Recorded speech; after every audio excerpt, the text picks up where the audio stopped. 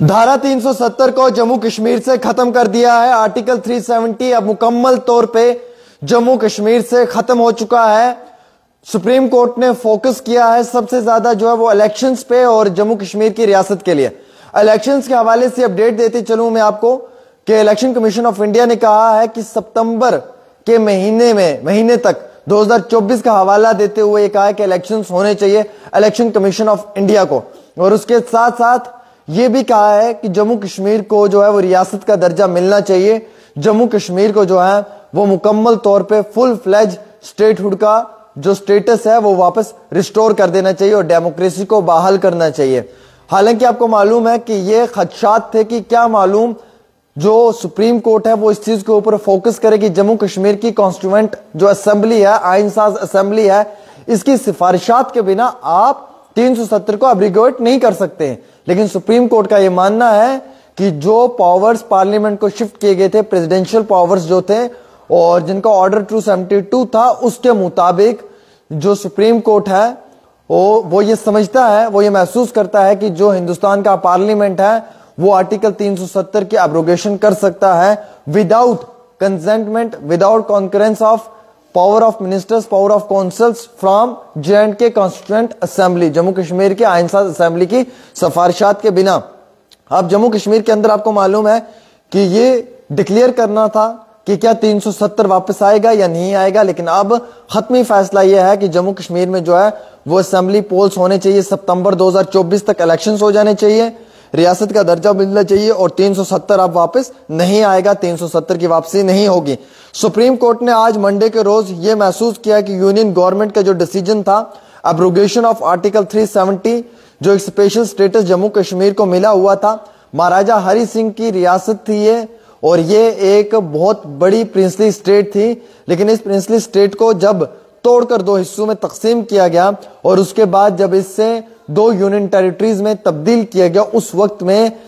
कई सारे political party के नेताओं ने और कई सारे जो एक्टिविस्ट हैं उन्होंने सुप्रीम कोर्ट का दरवाजा खटखटाया था। वो ये महसूस करते थे कि उच्च न्यायालय से उन्हें इंसाफ मिलेगा, शायद उनकी जो अर्जियां हैं उनको सुना जाएगा। वहीं दूसरी ओर ये भी वो मानते थे कि जो सुप्रीम कोर्ट का फैसला होगा वो फाइनल डिसीजन होगा और जम्मू कश्मीर के तमाम लोगों को धारा 370 की सुनवाई पे जो सुप्रीम कोर्ट का फैसला होगा उसे वेलकम करना होगा। हालांकि ये पॉलिटिकल पार्टी के नेताओं ने भी कहा, चाहे वो उमर अब्दुल्ला था या बाकी सारे नेता थे। अब ये समझा जा रहा था कि क्या ये एक लीगल चैलेंज है, क्या ये एक इलीगल तरीका है 370 का हटाने का। लेकिन सुप्रीम कोर्ट का आज ये फैसला आया है कि जो 370 को हटाया गया है वो गलत नहीं किया है, वो सही किया है और 370 को हटाया जा सकता है as per presidential order, presidential power जो पार्लियामेंट को मिलती है जब जम्मू कश्मीर के अंदर असेंबली नहीं थी कॉन्स्टिट्यूएंट, और बिना कॉन्स्टिट्यूएंट असेंबली की सिफारिशात के भी जो है वो प्रेसिडेंशियल ऑर्डर 272 के हवाला देते हुए ये कहा कि वो हटा सकते हैं। 5 जजों की बेंच पे ये मुश्तमिल था, जिसके सदर DY चंद्रचूड़ थे, संजय किशन कौल थे, संजीव खन्ना थे, BR गावे थे, सूर्यकांत थे और उन्होंने आज ये विडिक्ट सामने रखी है। कॉन्स्टिट्यूशन के बेंच ने ये जब अर्जियां सुनी 370 की, उसके बाद जो CJI चंद्रचूड़ उन्होंने जजमेंट को पढ़ना शुरू किया। उन्होंने कहा डिसीजन जो लिया गया था सेंटर ने ऑन बिहाफ ऑफ स्टेट वो subject to a legal challenge to the administration of the state to a standstill, ये उनका एक पॉइंट था जो उन्होंने बताया। उसके बाद उन्होंने कहा कि सुप्रीम कोर्ट ये महसूस करता है article 370 was a temporary provision, धारा 370 जो वो टेम्पोररी था। Maharaja stated the constitution of India, जो महाराजा का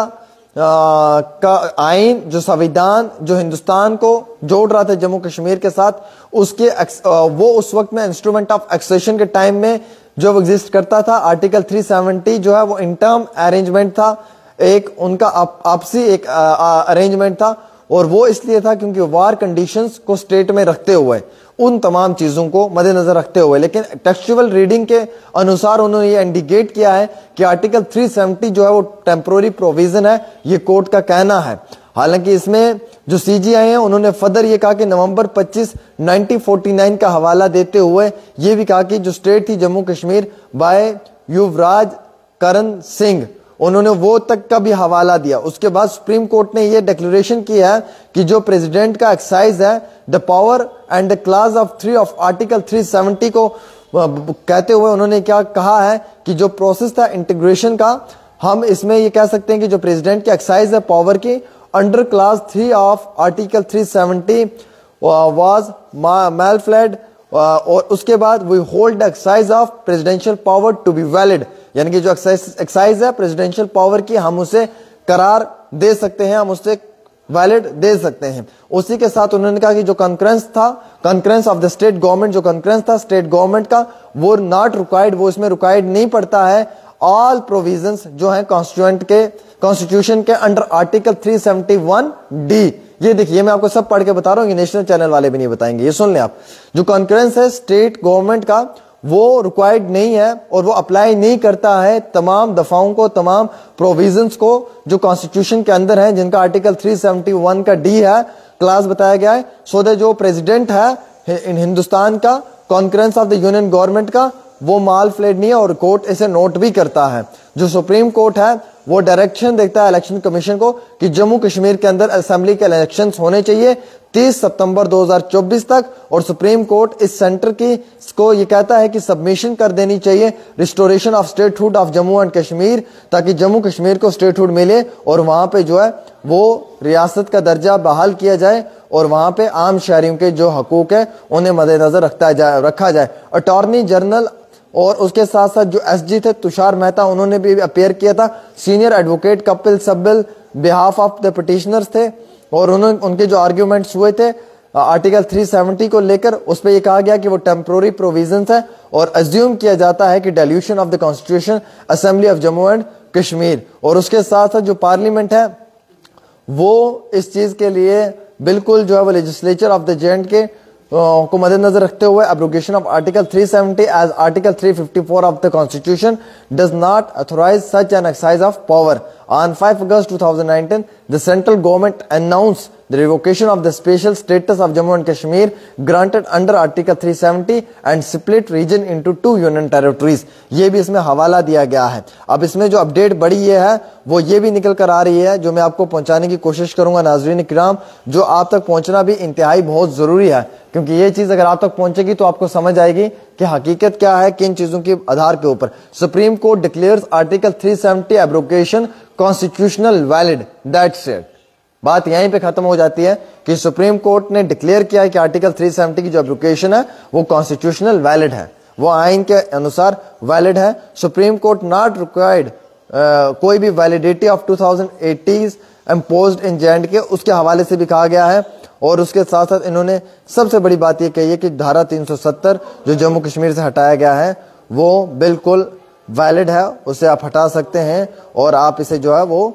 एक यूनियन टेरिटरी में कंप्लीट कर सकते हैं। अब कई सारे लोगों की उम्मीदें थी सुप्रीम कोर्ट से, कई सारी पॉलिटिकल पार्टियों की उम्मीदें थी सुप्रीम कोर्ट से, चाहे एनसी हो, एएनसी हो, पीडीपी हो, कांग्रेस हो या कई सारी और भी जमातें हो, जो कहती थी सुप्रीम कोर्ट का फैसला फाइनल फैसला होगा। लेकिन फैसला आ चुका है, 370 वापस नहीं आएगा, सिर्फ जम्मू कश्मीर में जो है वो स्टेट मिलेगी और 370